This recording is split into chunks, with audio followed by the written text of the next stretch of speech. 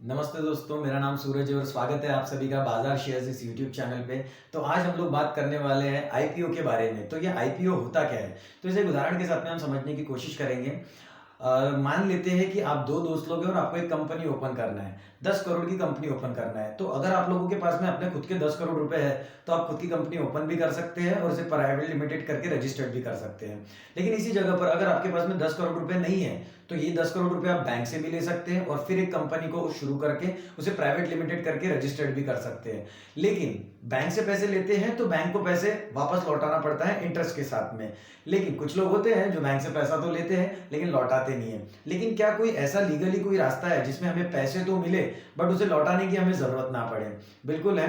तो इसे एक उदाहरण के साथ में समझते हैं कि अगर आप 5 लोग हैं और आपको 50 करोड़ रुपए की कंपनी शुरू करना है, तो उसमें से 20 करोड़ रुपए तो आपके खुद के अपने पास में है, जो कि 30 करोड़ है, या आपने पब्लिक से मांगे। तो क्योंकि आपने इसको पब्लिक से मांगे तो पब्लिक का एक कंट्रीब्यूशन उसके अंदर में हो गया। पब्लिक ने आपको पैसे दिए, आपने उन पैसों के बदले में उन्हें शेयर दिए, जिससे कि उनकी हिस्सेदारी उस कंपनी में हो गई।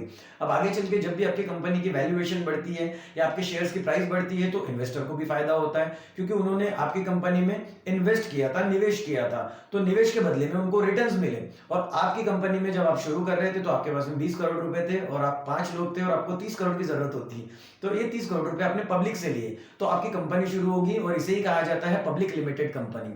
अब इसे एक बहुत ही अच्छे तरीके से उदाहरण के साथ में समझते हैं। मान लेते हैं कि देश के जाने माने बिजनेसमैन माननीय मुकेश अंबानी जी ये एक नई कंपनी शुरू करते हैं जिसका नाम XYZ है। अब ये कोई नई कंपनी फर्टिलाइजर मैन्युफैक्चर करती है, उसका प्रोडक्शन करने वाली है। अब आपको पता है मुकेश अंबानी जी कोई कंपनी शुरू कर रहे हैं तो इसकी वैल्यू आगे चल के बढ़ेगी।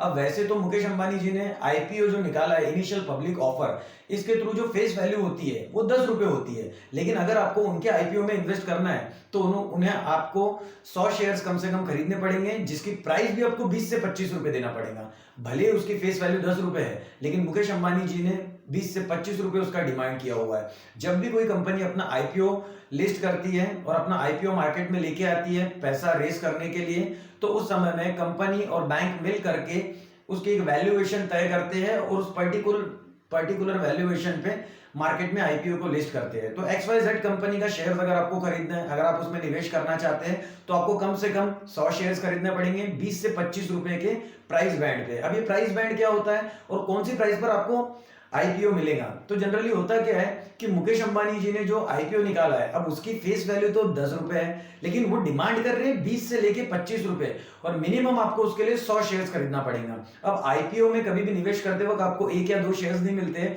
उसके लिए वो कंपनी या वो ऑर्गेनाइजेशन डिसाइड करता है कि हमें कितने शेयर्स का एक लॉट निकालना है। तो वो कितने भी शेयर्स का, तो हम उदाहरण पकड़ के चलते हैं कि 100 शेयर्स का एक लॉट है और उसका प्राइस बैंड जो 20 से 25 रुपए है, तो किस प्राइस पर आपको शेयर्स अलाउट होंगे, ये सबसे बड़ी बात होती है। तो सोचिए मुकेश अंबानी जी ने जो आईपीओ लॉन्च किया है, इसकी जो प्राइस है 20 रुपए से लेके 25 रुपए है। तो इस पे जिस प्राइस पे आपको आईपीओ मिलेगा वो होता है कट ऑफ प्राइस। तो ये कट ऑफ प्राइस क्या होता है?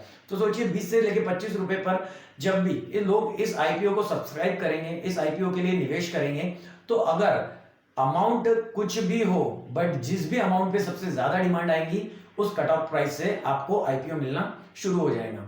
तो मान लेते हैं अगर 25 रुपए पे बहुत सारे लोगों ने सब्सक्राइब किया और 25 रुपए से लोग खरीदना चाहते हैं, तो 25 रुपए उसकी डिमांड होगी और 25 रुपए उसकी कट ऑफ प्राइस होगी और 25 रुपए से आपको शेयर्स मिलेंगे। अब ये शेयर्स आपको कैसे मिलेंगे? तो जब आप शेयर्स के लिए एप्लीकेशन डालते हैं आईपीओ में निवेश करने के लिए, तो उसके बाद में आपको सबसे पहले जो सबसे इंपॉर्टेंट होता है वो है डीमेट एंड ट्रेडिंग अकाउंट। तो जब तक आप अपना डीमेट एंड ट्रेडिंग अकाउंट नहीं बनाते तो आपको पता नहीं चलेगा कि शेयर्स को कैसे खरीदते हैं, आईपीओ में कैसे निवेश करते हैं। इसलिए आपको लिंक डिस्क्रिप्शन में दिया हुआ है, लिंक पे जाके आप क्लिक कर सकते हैं और अपना फ्री में demat and trading account open कर सकते हैं, जिसमें आप बाद में देख सकते हैं कि कौन कौन से नए नए आईपीओ आपको मार्केट में अभी देखने के लिए मिल रहे हैं और सिस्टमैटिकली आप उसमें निवेश भी कर सकते हैं। अब इसमें दूसरी चीज देखने वाली एक चीज ये होती है कि जब आप अपना पैसा बैंक में रखते हैं आईपीओ में खरीदने के लिए, सबसे पहले आपको अपने बैंक में पैसा रखना होता है, जो कि आपका बैंक अमाउंट को ब्लॉक कर देता है। तो अगर आपने जिस भी प्राइस बैंड के ऊपर में आईपीओ के लिए अप्लाई किया हुआ है, अगर आपको वो आईपीओ मिल जाता है तो आपके अकाउंट में से पैसे डिडक्ट हो जाते हैं और बदले में आपको शेयर सर्टिफिकेट मिल जाती है, यानी कि शेयर्स मिल जाते हैं जो कि आपके डीमेट एंड ट्रेडिंग अकाउंट में होते हैं। बट उसी की जगह पे अगर आपको आईपीओ नहीं मिलता है तो आपके बैंक अकाउंट में जो अमाउंट ब्लॉक करके रखा हुआ था वो आपको रिलीज कर दिया जाता है और आपके बैंक अकाउंट में रिफंड कर दिया जाता है। है, यानी कि ओपन कर दिया जाता है। तो इसी तरीके से आज के इस सेशन को हम खत्म करते हैं। उम्मीद है कि आपको बहुत ही अच्छी तरीके से समझ में आया होगा। अगर आप इस वीडियो को फेसबुक पे देख रहे हैं तो फॉलो कीजिए और सब्सक्राइब करना ना भूलिए और बेल आइकन को भी हिट कीजिए। And finally, thanks for watching this video.